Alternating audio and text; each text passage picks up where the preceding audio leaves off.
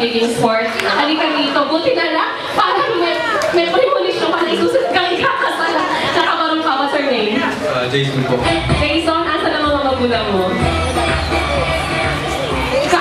Ano sa States? Oh, so, sino dito ang parents mo? Or anak? Apo ka? Ano? Anak ni? Boyfriend ni Rhea! Rhea! Ay, nako, para makuha mo siya, yung struggle na makuha mo yung bouquet mamaya. Otherwise, sorry ka. Okay, so at this point, ayan. Sorry, how was her name again? Medyo mahina ako sa name recall. Jason. Ayan, standby ka lang. You stand beside Daddy Celso. And then you will wait for your future bride. Rhea, ewan ko lang kung ikaw lang. Okay, so at this point, I request all the dalaga, including Rhea. Okay, all the dalaga, even the byuda. Ilan ang byuda? Asa na? Asan yung mga byuda dyan? Pagkakataon nyo na. Mga dalaga.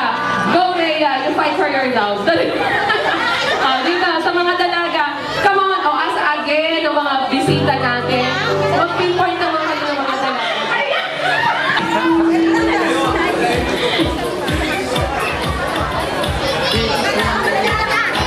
Okay na? Okay.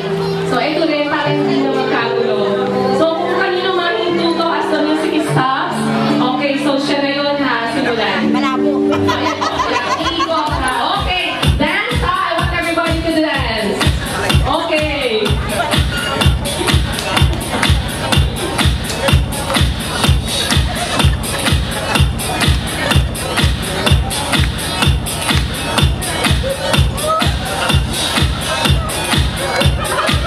Nako, pinakabahan na siya.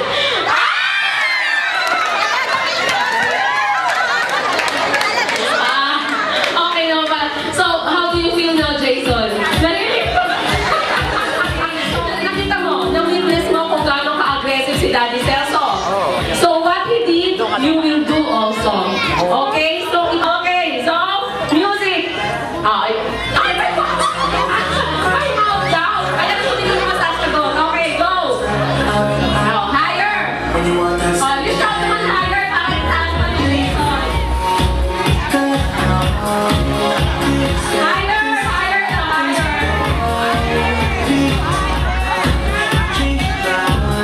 Okay. So, I don't know, syempre, again, ang favorite portion ni Daddy. Kiss na naman. Ito walang kamatayang puro kiss.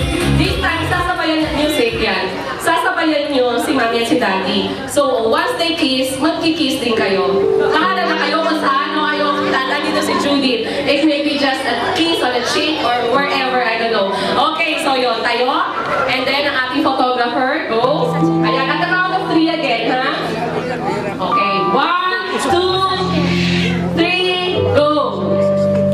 Yes, palakpakan naman. Thank you for being such a sport.